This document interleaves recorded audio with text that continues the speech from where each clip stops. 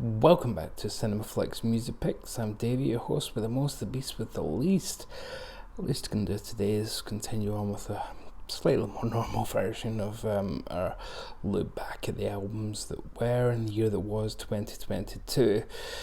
One was removed because I did put David Crosby's live album from last year. I wasn't going to include live albums, but after yesterday's passing, you bet your ass Cros made the list. He was going to be in the honourables. 50 plus honourables. So yeah, sorry whoever got bumped. I'll tell you in the honourables once we're there. But this is an odd one, and I knew this was coming out this month.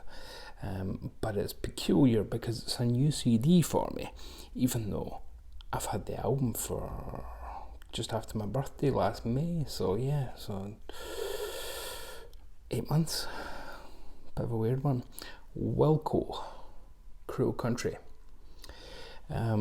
Supply chain issues is a phrase we're all used to by now. Wilco were told, hey, pressing plants and whatnot, we'll get a lot more money if we press the that Stones and Mono box and the Beatles Revolver that's coming out and blah blah blah blah blah. So it'll cost you more if you want to be bumped up the supply chain. So Wilco said, fuck it, we'll just release the album as they did digitally last May, and then said if the vinyl can't come out on time with it, neither's the CD. So they delayed the CD as well.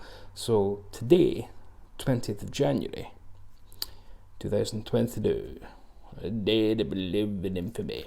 That was the worst FDR impression I've ever heard in my life. Right, is the day that it finally came out after 8 months. So it feels weird. The new Wilco album that I'm already incredibly familiar with. However, that means I'm informed. What I like about it, well, first of all, there must be a few reasons, otherwise it wouldn't be in my top albums of the year, would it? But what I really like about it is that it's a double album. And by that I don't mean there's 2 CDs, which there is, but it would actually make one CD, because it's 77 minutes, that would comfortably fit on one CD. It wouldn't fit on one record, but one CD. So they've made a conscious decision to go with 2 because it was designed and programmed and track listed as an old school double LP, a double album. So they replicated that, just like Neil Young recently did with the CD, even though it would comfortably fit on one single disc. They didn't do that. They want you to have to change halfway through. That's the point at which you should be getting off your ass to change it. And I like that. So it's an old school double album, intently double album, not just long, but a double album. I like that. Like I've said quite a few times along this way, though, that's all well and good. None of it would be particularly interesting if the music weren't. First of all, I love that. I think my granny threw that rug out years ago. But the music itself has to be interesting to match that concept. Why is it a double album? Has it got a lot to say? Is it musically diverse? Is it their ultimate statement? Is it, their songs of the key of life, or etc. etc. And the answer is, yeah, kind of all those things, and none of them at the same time. This is Wilco's album, being called Cruel Country, and the publicity before it embraced the countryness of Wilco. Wilco have always been called a country band by some, and they've never really been a country band. I mean, even going back to their debut, AM, country-ish in places, but more, Casino Queen was like Stonesy. And then the minute they got into the next album, being there's no country, Americana, sure, but that's just from Jeff Stays' Uncle Tupelo co-leader with Jay Farrar, and subsequently the country comparisons became more and more bizarre. I mean, A Ghost Is Born, country? No thank you. you know. But there would always be slight elements. You know, there would be Nils on pedal steel would add a country tinge. And they've just really amped that element up here. So they've just gone a little bit more country, and they've cut out a little bit more of the electronics and the experimentation, and made an old-fashioned record. And they recorded it as live with the whole band for the first time since 2011. So the last run of albums, you know, Schmilko, Star Wars, they were all recorded piecemeal separately, and it kind of sounded that way. And those albums, I like pieces of them, but they all sounded a bit like they were throwing things against the wall, see what sticks. This sounds like a Wilco album again. For the first time maybe since 2011, maybe even since Sky Blue Sky, 2007. It sounds cohesive and of a whole. Yes, quite a bit of country on it. There's a little bit of referencing the modern society, as there has been in so many of the picks. You know, hints, literally has hints about what it's about. Where we have Jeff bemoaning the fact that, you know, you can't be civil in an uncivil world. You know, there's no middle ground when the other side just want to kill people. So a lot of it is acoustic, folky led. But I'd say that it's more folky than country in a lot of places, despite the fact that Nils comes in to play some gorgeous pedal steel quite a lot.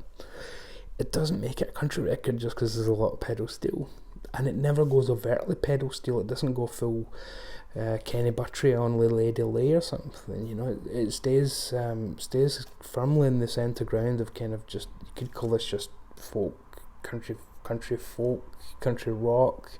Americana just does it perfectly. So to me, it's just another shot at that. And then you get tracks like the last track on the first record and the first track on the second are called The Universe and Many Worlds respectively, and they're about as far from country as A Ghost Is Born or Yankee Hotel Foxtrot. They are mood pieces with keys and very ambient, and just Jeff contemplating the cosmos and existence and reality and different universes and things. Not the kind of thing you tend to get on a on your average Toby Keith records. Is he still about? I'm trying to think of a modern country. I'm not up on my modern country, but you wouldn't have got it in a Waylon Jennings LP back in the day, or you know, Buck Owens. He didn't, you know, he wasn't particularly contemplative about the state of the universe. So again, I think it's just leaning into narrative and finding a genre to pin things in, which I don't think it needs. And you do get some like Falling Apart right now is kind of boogie rocker, which is one of the few really quite upbeat tracks on the album. Actually, it's quite a downbeat record, but never really in a depressing way, more in a contemplative way. You know, it's like Jeff's deep in thought, but it's not like Jeff's down and depressed, and, you know. And I think it does contain some of his best lyrics in a long, long time as well. And that's saying something, because Jeff Tweedy is one of my favourite writers. I mean, Cruel Country, very simple lyrics, but I love my country, stupid and cruel, red, white and blue. All you have to do is sing in the choir, kill yourself every once in a while and sing in the choir, set yourself on fire every once in a while and sing in the choir with me. Yeah, so it's, you know, bleak, and not overwritten. You know, you can see the lyrics here. See, they're not big. I'll just throw everything in, and you know, as we have seen in other places. Once by chance, I made a friend in an ambulance. I was half man, half broken glass.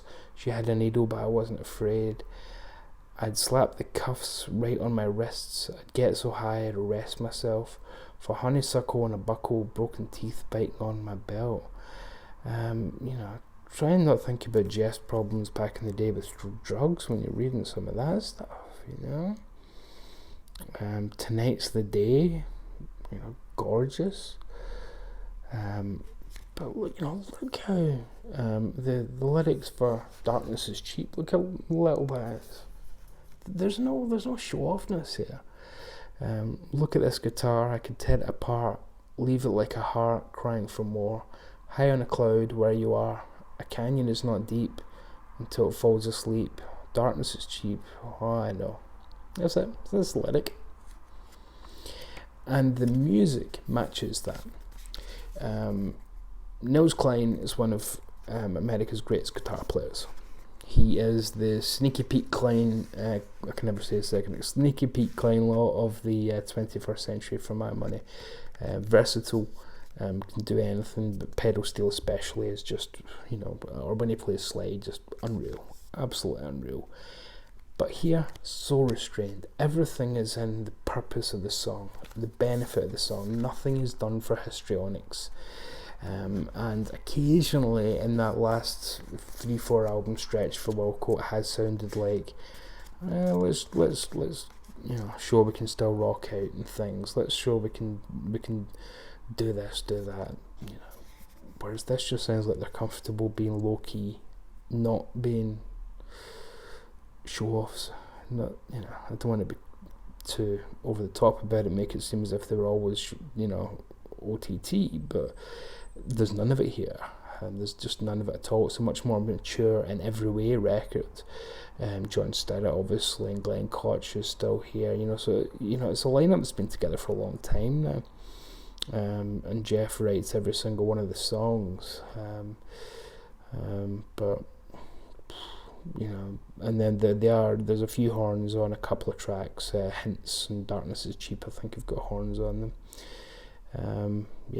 But Wilco, Crow Country. If you've someone who likes Americana, maybe falling off the Wilco train because they drifted away from it towards, in the 2000s, they started listening to Radiohead and they went a bit more alternative rock, and maybe you liked Sky Blue Sky, but then checked out with, I never remember the name of the one from 2011. It's not This Year's Love, This Something Love.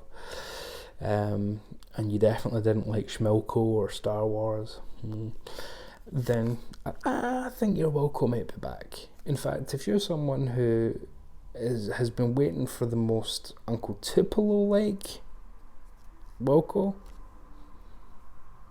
I'm not saying it's exactly that. I'm not saying we're, doing a retro 30 years old act here, but hey.